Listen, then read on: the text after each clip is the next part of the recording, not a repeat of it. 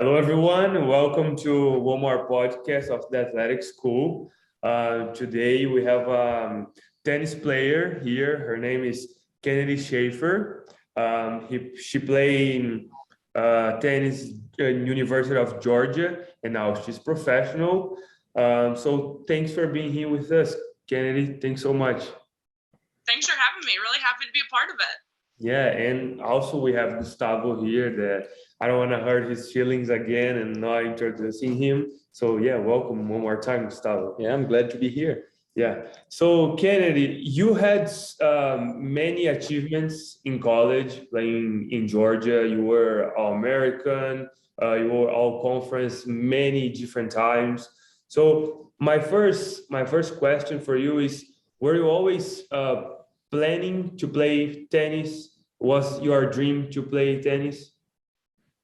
I think my family really, we were really raised upon the fact of being multi-sport athletes. Both my parents were very athletic, and so we kind of grew up testing the waters with different sports. I played a lot. My sisters all played a lot. So my parents were both athletically inclined. My mom was a runner. She could do what felt like anything. My dad played professional two-man beach volleyball, and he played tennis, and he played basketball, and we all just kind of got tossed into different sports, and we would test them out and see which one fit. And I think we got away with being pretty decent at most of them simply because we were an athletic family. And for me, I didn't feel like I excelled at anything except for tennis. And I'm hesitant to say I even excelled at that age. I think more I just had fun with it and didn't feel like I was the worst. So instead of, being average in one field, I wanted to try and be something a little more special in another. Mm-hmm. Do you think these or other sports kind of helped you to be better at tennis with different skills? 100%. I stand by the concept that multi-talented athletes can, I don't want to say it's entirely an advantage, but I do believe that being able to participate and perform different actions and motions and movements in other sports can translate into any sport. I think it is a huge, huge benefit to have done all of that in my earlier years. Mm-hmm. So you were mentioning that you started performing good at tennis, but I mean, we gotta be honest that once you got in college, you were All-American, and so we wanted to know what made you become All-American, what made you become a professional athlete at tennis. So was just talent, was hard work? What do you think the skills were? I don't think I have ever been in my life one of those people that people just looked at and they were like, oh my gosh, she's a natural athlete. Mm-hmm. There's always some of them you just look at and you can't help but marvel because they're just something different. I'm very realistic about the fact that I don't think that's me. I'm not saying I'm not athletic. Obviously, I wouldn't be able to do what I do if I wasn't at least somewhat athletic, but I think I was always raised to do things the hard way.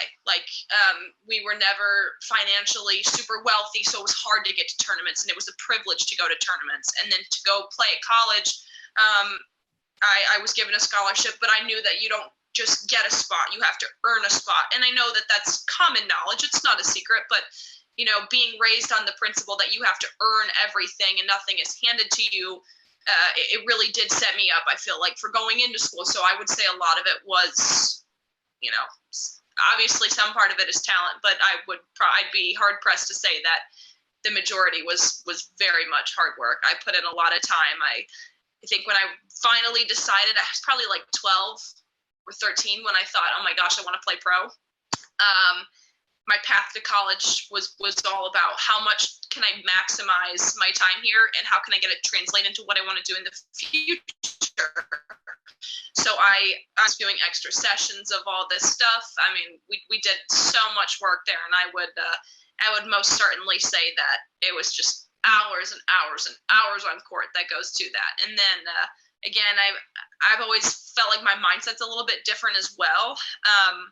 I'm very much a fan of through struggle comes strength, and so every struggle was a test, and I feel like every time I passed a test, I was like, that's another block I can build on. So I would say it was the hard work and most certainly the mindset. Mm-hmm. Oh, we love that. Yeah. We love that. I think it's struggle is everything, of course. it's hard to say that we like it, but we started to see it that in a different way. And kind of these little successes that she mentioned, like during the day, like it's hard, but I'm gonna do some more reps. I'm gonna stay longer 30 minutes, and that kind of builds you like kind of sense that you are earning something. That's very 100%. If I can sit at the end of the day and check three boxes, I'm here in Charleston training now where I play professionally, and there is one of many good coaches, and he says, I want you to at least check 2 of these 3 boxes off every day you walk out. Did you improve mentally, emotionally, and physically? There are 3 boxes to check. If you don't check one, complete waste of your day. You've not improved anything. And it's very hard to walk off and say, I didn't mentally get better today, or I didn't, on the physical aspect, maybe I executed better today. Maybe I was just 2 of the 3, not always 3 of the 3. Let's be realistic. It's very hard to walk off and say, I had a 100 day. Like I checked all 3 boxes, but if you can check 2 of those boxes, you've gotten better. And so I'm a really big proponent of that. If I can check boxes off, I look at that and I'm like, you know what? I did the work today. I did the work yesterday because I checked 2 boxes. I did it the day before because I checked 3. Is there the occasional day where I only check 1 and it was kind of a waste of time? I'm human. I'm sure everyone has had that day where they just like, I was not there mentally. I was not there physically. I don't think I was very mature emotionally. And those are the days you look at and you're like, wow, I got to get better. And that's when I feel like spurs even more improvement and development. Yeah, I think we're gonna steal that idea to make a post for the athletic school because I really like that. And I think it helps. Isn't it cool? Yeah, it helps a lot for you to like, yesterday we had a game here and we lost with like 13 seconds left, and like it's a good way to check out those boxes, and maybe think, okay, maybe emotionally, it's helpful for me emotionally because of course technically it was terrible because we couldn't win, we couldn't get the result that we wanted to, but I think there's always something that we can take out of that and improve. In this fairness with your own work, like you are evaluating yourself right after the practice and you can see right away that you didn't achieve or you achieve everything that you want, and that's really cool to improve in the other day. Absolutely, because it's hard to, as athletes, we're perfectionists. We want to be perfect all the time. We want to say that we did everything right. And as you said, it's very hard to be objective and say, okay, I lost, but I did this and I did this well. So my theory on this and what this coach has given me is that no matter how upset I am, I'd like to think I can walk off and say, okay, did I play good today? No. So physically, maybe I didn't execute it. Okay. Was I trying my hardest? Was I mentally giving it everything? I can check that box. Was I emotionally putting myself in the best position to do so? Yes. So 2 out of 3 boxes is technically a success. And it's kind of interesting when you start to look at losses as successes.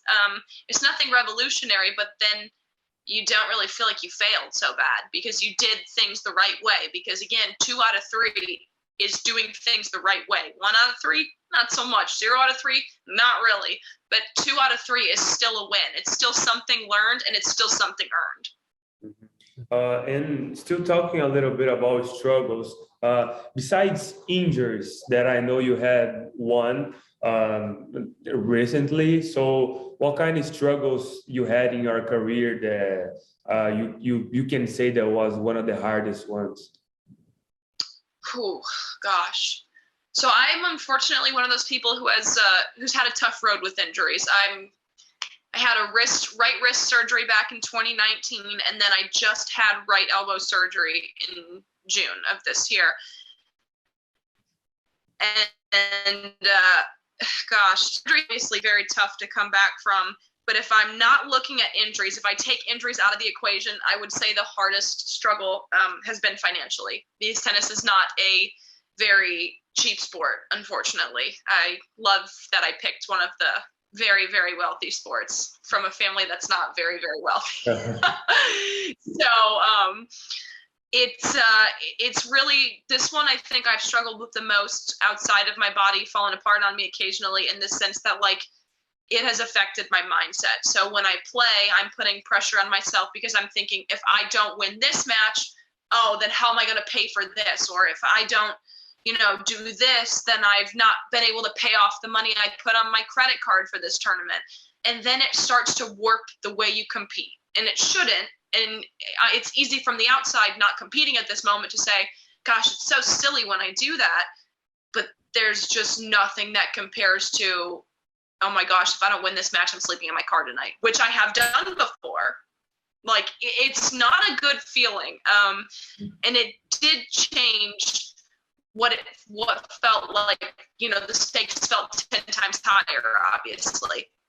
So outside of that, the biggest trouble would be financial struggles. And I'm an American tennis player, and I'm struggling obviously through this to find what makes me special, because everybody has that something, but there are a lot of very, very, very good American tennis players that played at a good college like myself, that were all American like myself, that want to play pro like myself, but have more resources than myself. So what makes me different? You know what I mean? I'm not trying to be pessimistic about it, but like, it's up to me to find, okay, I don't have this and they do. I don't, but I have this. I have this heart, and I have these struggles, and I have this chip on my shoulder, because not that I frown on it, but like, mommy and daddy couldn't give me everything I wanted. And that's totally fine. That's not, even if your parents could, that's so not a dig, you know what I mean? But we never got handed things. And so because of that, I really, every opportunity that came, I feel like I've always been very aware of how blessed I am about it. I've been able to train at places for free because I've worked so hard for it, and I've been so grateful. And there have been things like that along my way that have just been absolute blessings. Otherwise, my career probably would have ended a long time ago. I have thrived off the generosity of others who have been in a position to do more. And because of them, I still get to do what I love. So without that help, I'm not too big to admit I would have stopped a long time ago. Mm-hmm. Yeah, it's very, very interesting that she mentioned like the financial side, because it's a big thing. We face that sometimes because you are international, and it's something that in college sometimes you don't see people talking about, especially college students. They don't face this problem because it's the scholarship, it's the money from their parents and stuff. But it's something that you got to keep in mind, and it's very hard, especially in the professional routine. And you made me remember one Brazilian philosopher that he says, do the best you can with the resources you have until you have better resources to do even better. And it's like, it fits perfectly with what you said. You have your heart, you have all the efforts that you put in. Maybe you don't have all the resources, but I'm confident that someday you're going to have more resources to do even better. And I'm a firm believer of this. Now, this one is a little warped. I have a self-deprecating tendency, so I can't tell how much like I'm telling myself this is beneficial or if this is truly just beneficial. I lost so much when I was a junior, like so much. I lost all the time that I feel like I started to learn how to lose. I was never one of those junior superstars that got tasked with losing later, where all they knew how to do was win at one point. They won everything. And then it was like, you step up to play pros or in college and everyone is so good and you can lose at any time. And then it's hard to be like, oh my, I'm losing. Why am I losing now? I would lose. And I'd be like, I can only go up. All I've done is lost. This is nothing new. And I actually do feel like that is another one of those like intangible benefits I had. I learned to lose a long time ago. I learned to stop letting losses dictate my career. Sure, they hurt. Don't get me wrong. I'm still very, I don't take them very lightly, but I got used to it. It's not something that roadblocks me for a long time because I lost enough as a kid to learn what to do with a loss, how to make it into a win. So I will add that into my intangible resources that I think has made a big difference. Mm-hmm. No, and yeah, I love that what you said. I think financially it's so hard and it's so it's hard to talk about it because everyone is different, you know. But I feel like it makes you and everyone just even bigger as an athlete, as a human being, you know, to go through all of that and still get the results that you get, you know. And the quote that Gustavo said is just perfect, you know, because you are literally using whatever resources you have and you are getting the best, you know. Maybe, I mean, it's hard to say, you know, but like maybe Serena Williams, she wouldn't she wouldn't be able to do the same, you know, if she had the same resources that you had, you know. So you gotta wonder sometimes, you know, like if I had more of a silver spoon, gosh, would I be gritty? Would I be tenacious? Or, you know, would I be farther along? I have no idea. It's impossible to say. And sometimes it is a thought that does keep you up a little bit. Again, I'd be lying if I said I didn't, like, dang, if I didn't have more money, maybe I would be farther, because that thought of, gosh, if I don't win, when do I get to compete again? It's not really a positive one. It's tough to manage, but I can't say that it's not why I haven't done better. That wouldn't be fair. There are obviously other things, but it is an interesting theory to think about. How much would that affect an athlete's path, and how much would be different? Yeah, no, I agree. So we were talking, you mentioned also about injuries that you had a bunch. So I wanted to know how you deal with these injuries. I know in 2019 you had an injury in the beginning of the year, and then by the end of the year you won a tournament. You know, so what was going through your mind? What do you think made you have the wonderful comeback to win a tournament right after a surgery? I can tell you it was a bit of a dark time, especially at the start. The thing about tennis that I appreciate now more than before is that it is a bit of an aging sport. You can see people doing better at later ages now, which is great, because if you're not a 22-year-old superstar, you're like, oh my gosh, my career's not over. Now, on the flip side of that, if you're still middle of the pack at, 27, you're like, it's getting tougher. So at 20, well, gosh, that was 2 years ago. So at 22, I'd be lying if I said part of me wasn't thinking, if I have this surgery, is my career going to be over? Simply, well, for multiple reasons, I should say, because number one, your wrist is so important in tennis, and it was my right wrist. It would have been my first big surgery, and I had very much been raised on the concept of, as I feel like as many of us are, suck it up. It's a college mindset. It's sometimes a family mindset. It's sometimes a mix of both, right? Like, suck it up, you're fine. Everybody plays with pain. So I went about 6-ish months playing on my bad wrist and not having good results, and wondering, hey, why am I losing so much? Why am I in pain so much? I don't even want to practice right now.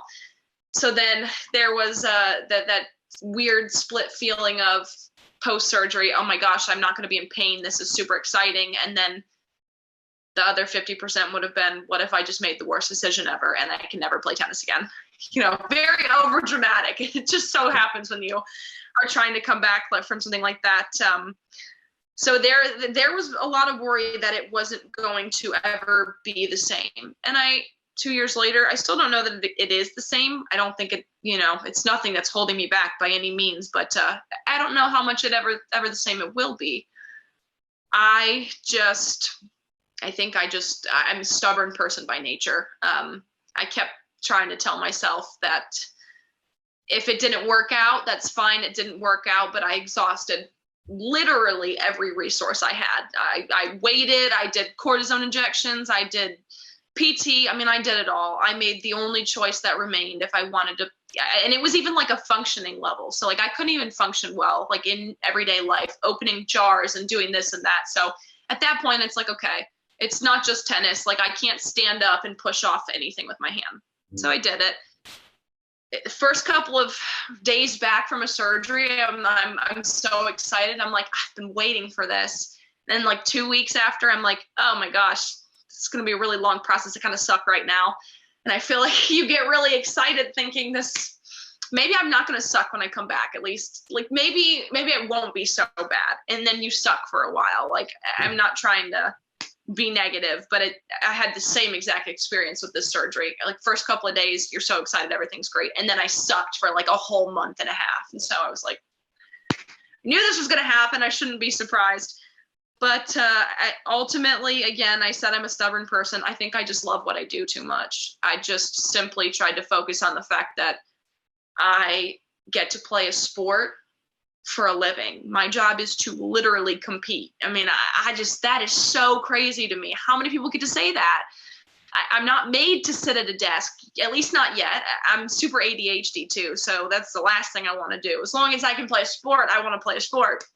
So I just try to focus on the fact that I love what I do. And I know that sounds very simple. And as I said, there were a lot of dark feelings too. It would be a conversation for another time about how terrible some days felt.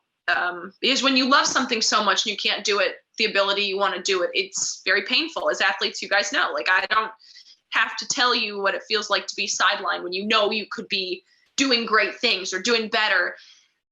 And so I just loved, like I said, love what I do. Time kept passing. I had very good support system with a coach back in Ohio who's still a coach, still part of my family. She's been with me for more years than I can count. And she just kept saying, do the work, just do the work, one day at a time, build the brick, build the brick. Eventually you're going to have a wall. And that's your foundation. You know, I laid my foundation every day, and I admittedly thought I would never win close matches again for a while. So when that tournament came, that tournament at the end of 2019, I went into it with the strangest feeling of like, I'm going to win the tournament, which I don't ever feel. I don't know why I felt it. I think something just clicked. It was the timing of, I loved the surface. I had been putting in some good work. Things just kind of added up. And then the feeling of actually winning was just like, I just specifically remember it being, I'm going to vomit. Like, that was the only feeling that I can recall, because I felt so sick to my stomach after the nerves. It was just such a roller coaster of emotions. And all I could remember thinking was, I want to throw up. So that was not the direction I was expecting it to go. But once it was done, I couldn't wait for it to be done. I said, I need to get away from court. I need to go. I need to just step away. I just was very, very over, like, my sensories were completely overloaded then. It was a lot. Right, I imagine. And you mentioned about loving the sport being simple, and I think it is simple, but it's also always complex, you know, because we always think about stop playing because you're not making money, or you're not doing good, or maybe you should get a job somewhere else, you know. But because you love is so hard to decide, you know. But yeah, I like how you made your love for the sports drive you to get where you are right now, how we won the tournament, you know. So I think that's awesome, because we all love what we do, and it's so hard to keep going, but at the same time it's so exciting to struggle, to lose, and then come back stronger, you know. So yeah, I really like that. Yeah, it's a privilege. Plain and simple, it's a privilege. It is. Yeah, especially nowadays, sometimes we forget, like, a lot of people in other countries cannot play because of the COVID or everything, and we have the opportunity to play the sport that we love. And sometimes we complain about small things that we should not be complaining, and we are having like this great opportunity to do what we love. Yeah. No, Absolutely. Yeah, 100%. So you were mentioning, I mean, I know that you have a pretty busy schedule because you do so many stuff. And so I'm just curious to know how your daily life, what you do during the week and stuff like that, because we don't know a lot about tennis. So I want to know, like, how your training sessions work. Do you train with other players? Do you train by yourself? Do you gotta go to work? And now I know you are preparing yourself for a tournament. So how does that change in your schedule on a daily basis and stuff? Yeah, absolutely. So I am currently based in Charleston, South Carolina. And again, I'm getting by on the generosity of others. I get to train at a lovely place and stay with some lovely families. And so I've had a great time with that. I'll preface it by saying once again that people giving back to me brings me obvious joy, because I get to do what I love, and then in turn one day hope to be able to repay the favor. So I train with a group of other girls that we all kind of rove. We're all going to different places and doing different things right now. Like, there's one of our girls, she played at Georgia with me on the team for a year. She's in South America. We've got another of our players in Cancun right now, another one in Germany, another one in California at the moment. So we're all in different tournament schedules. Mine is a little bit different than theirs simply because I had my elbow surgery in June. And so I'm waiting to get back into I'm taking a little bit more time to come back. So if I rush, I'll lose the whole rest of my year if I blow up my elbow by doing too much too soon. So on a daily basis, if everyone's here and we don't have a tournament, Monday, Wednesday, Fridays are usually our long days. We'll do an hour of fitness in the morning, go into an hour and a half of practice, hour and a half, 2 hours, depending on what we work on, a break, and then another hour and a half, 2 hours. If you have a tournament, sometimes those days are a little bit shorter. Sometimes those days we'll do match play where we just literally, it's just what it sounds like. We'll play a match, get some practice sets in. And then Tuesday, Thursday, we usually kind of offset that. So we'll just go one longer practice, 2.5 hours. So that way on our Tuesday, Thursday, we have more time to recover from our long Monday, Wednesday, Fridays. That's, we go up on those days and then we take a little bit more time to rest and recover. So outside of that, I actually work a little bit of a job on the side. So I just love where I'm at so much that I can't bear to be separated. And I actually work the desk at our tennis clubhouse and I hang out with all the kids there and just kind of stick around. I think sometimes since I'm not in college anymore, I get a little bit bored. And so if I sit too much in the house and, think and do nothing, I love my existence being tennis. Don't get me wrong. I'm a giant tennis nerd, but I think sometimes it's too easy to get too internal and, sit by yourself and you need space and you need people to help you get away from it. So when I work the desk, like I said, I talk to all the kids. I talk to the adults that come through and try to give myself some distance, but also not exactly, because I never get away from tennis. I just cannot bear to be separated. So with the tournament coming up last week, I kept it a little lighter with my training hours, but as a whole, gosh, let's see. I mean, at least 2 hours a day. Mm-hmm. I mean, and that's on the low side. That's if you're hurting, or right. something is off and you're tired, it happens, but we very much have our own flexibility, which I like, because some days I think mentally you improve more and maybe you don't need as much time on court, when you're fighting an internal battle, and then other days you need to put in lots of reps. I think the good thing about tennis and pretty much all sports is that you can decide for yourself and you have a group of people, at least I do, very good friends that we support each other in our decisions to do that. So I just get to, brag again. I really like where I'm at, and I really like the people I train with. Good. And do you feel you need sometimes free time out of tennis? What do you do on your free time if you have a free time? Because the other day I was watching Cristiano Ronaldo, the soccer player, movie, and he was mentioning when he gets home, he doesn't want to watch soccer. He doesn't want to. He just wants to be with his kids, and stuff like that. So do you feel like that as well, or you are more into the sport? I think I go through phases, to be honest. I think I just love tennis as a whole. So I will always watch tennis. I mean, my Instagram feed is 75% tennis simply because my friends are, I'd say 95% of my friends are from tennis. So I personally don't ever really get away from it, but I do believe it is sometimes to a detriment. I think, like Cristiano said, you need to just separate. And something I feel like I've always struggled with over the years is finding my identity outside of a tennis player. I think as college athletes, we learn that so much of who we are depends on what we do related to our sport. It was always Kennedy Shaffer, a tennis player. It wasn't Kennedy Shaffer, someone who plays tennis. You know what I mean? So I think sometimes it's hard for me to see the difference between the two. And so I try to remind myself every once in a while, okay, you don't need to watch tennis. You don't need to be following everything. I love to read. I'm always reading in my free time, what little free time there is, like you said.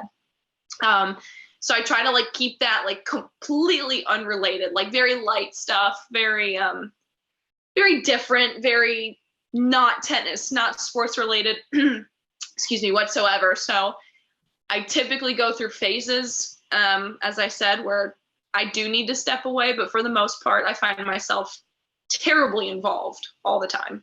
All the time. I don't know. How do you guys feel about that? Yeah, no, I mean, it's the same. Even when you don't want to, you just like yesterday after the game, I didn't want to talk about soccer, but once I open my Instagram page, it's the first thing that shows up is soccer. Yeah. Right now we had a meeting, and between the podcast and the meeting, I was watching my friends playing volleyball as well. So it's like it's not even that you want to do that, but it's just right there. Like if you don't follow, the sport's gonna follow you anyway. So yeah. You mentioned about reading. What do you like to read? You mentioned I feel like it's more like a hobby for you, but like, do you feel like it helps you at all in sports?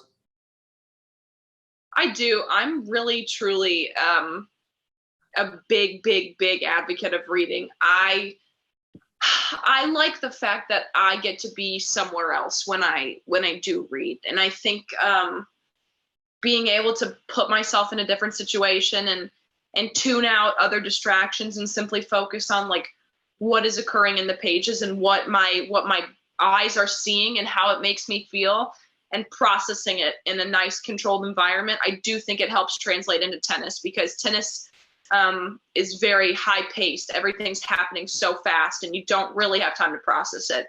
So I feel like it's one of those things where if I can process slowly and in a controlled environment where I'm not overwhelmed, once I lay a good base foundation for that, maybe it will make processing things in a high speed environment easier. Now, that is not scientifically founded at all, what I just said, and I am sure it's not correct, but because it's literally as simple as reading a book, like that's, but I'm a big believer in like how calm it makes me feel and how I can just separate and detach from where I am and what I'm doing and focus on something else. And as I said, I try to keep it away from anything sports related, unless it's like a biography of an athlete I love or something like that. Other than that, I try to let it be my escape. I'm not a big TV person, so if I'm going to some type of entertainment, I will definitely go the book route. Mm-hmm. So I love reading. I will always press reading on people.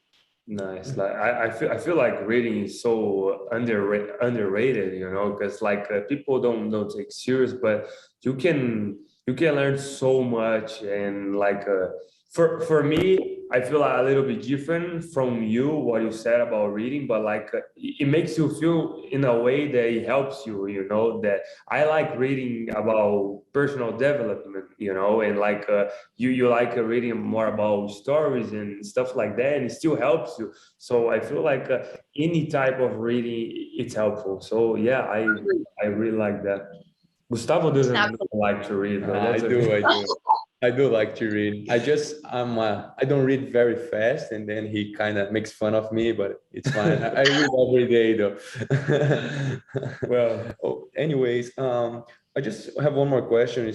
It's not in the question that I sent you, but like kind of a takeaway from this conversation. I noticed that you kind of have a sense of self-evaluation that is very good and is very different from other people. Do you think that's kind of your own thing, or you learned through life with like your coaches and other people that they taught you how to be like this? I think I've always been very self-aware. I think at first, and I'm very open about this, I'm a very big advocate of mental health and like speaking with someone and working with someone, or else I believe I'd drive myself crazy, because I do have a lot going on up here. I'm a very constant person, and I'm very nitpicky with myself. So I think at first what was a terribly destructive habit to tear myself apart and be like, you didn't do this, you didn't do this, you don't do this right, you never do this right. I went to therapy for a long time, and I'm not perfect at it, but I think something I really, really learned from working with them and from working with my coach was how to turn that. I would say part of it was how to turn it into something positive. It was always my instinct to be aware of what I was very good at saying, I'm feeling this right now. I'm feeling this right now. I know when I do this, I know like I know what my character flaws are. I don't always control them well, but I can tell you I'm very self-aware about how I handle, you know, when X, Y, Z happens. So I spent a lot of time at just trying to make it a positive habit. If it was going to happen, which it obviously was, I wasn't good at controlling it. I was going to find a way to make it, beneficial. And I think I learned that A, through a little bit of intuition, B, through a good therapist who just taught me how to spin things. There's two ways to say the same thing. Like, I'm trying to give you a good example. And I had a coach, Yvonne Lendl. I don't know if you're familiar with him or not. He's a Grand Slam champion. Him and my therapist, they both said it in different terms, but Yvonne said, you can tell yourself the same thing in two ways. One would be don't miss the ball in the net, and two would be aim higher. Okay, so we just took that concept and kept trying to spin it. So if I would say, don't do this, Kennedy, I would phrase it differently. So I started to work on that a lot, and I had very, very positive people in my life who helped me encourage that. So we just, as I said, kind of made it like a Kennedy 2.0. If I was already going to be destructive, I was going to be positive about how I was destructive, if that makes any sense at all. Oh, it makes a lot of sense. Yeah, sometimes it's just the way you see.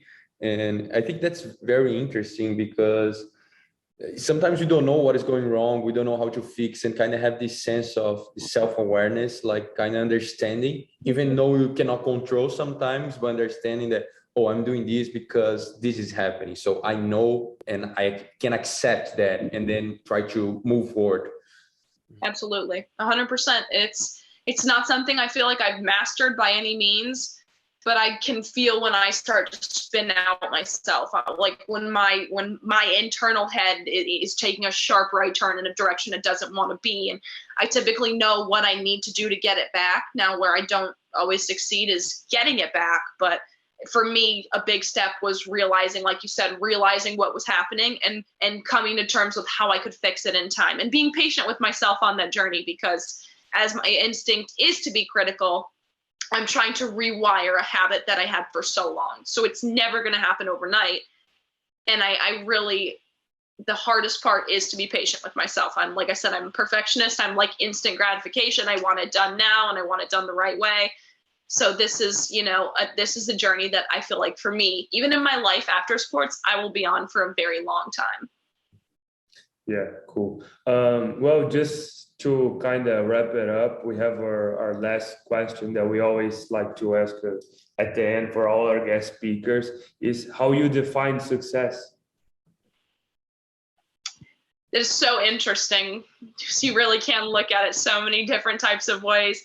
Yeah. I think the one thing, it's not exactly sports related, but the one thing I really like to think about when I think of success is like when I lay in bed at night, am I at peace with the person that I am? Like truly, am I at peace with how I treated others?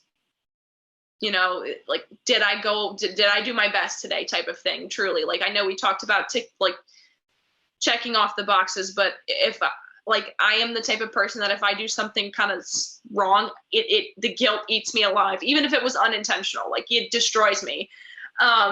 So I like to judge my success by like, can I make peace with who I am? Did I go about things the right way today? Did I intentionally, did I do everything with intent and with love and with passion and with good intentions in my heart? And I know that that's not sports related. And obviously I could give you a different sports related answer. But as I said, I'm trying to work on separating my identity as a person from my identity as an athlete. And if I like the person I am, then if I don't succeed and I'm not the athlete I want to be, I'm at least the person I want to be. And my life outside of tennis is going to be far longer than my life as a tennis player. Mm-hmm. Cool. No, and I actually think that that's part related because you can use that in, like you can get out of practice and think, did I at least give my best? Did I give everything that I had? And that also goes to any other areas in your life, and I agree with you 100%. I think that's why we ask, because we want to know what other people have to say about success, because we don't know what success is. So I don't think any really hard to say. It's different for everybody, like you said. Yeah. Mm-hmm. So Kennedy, thanks so much for being part of the athletic school. We wish you a good luck in your next tournament. And yeah, thanks for taking the time. I know you have a pretty busy schedule, but thanks for finding a late night on Sunday to talk with us. But we really appreciate that. More than happy to do it. Thanks for having me, guys. Yeah, it was very nice to meet you, and good luck in your tournament. Thank you.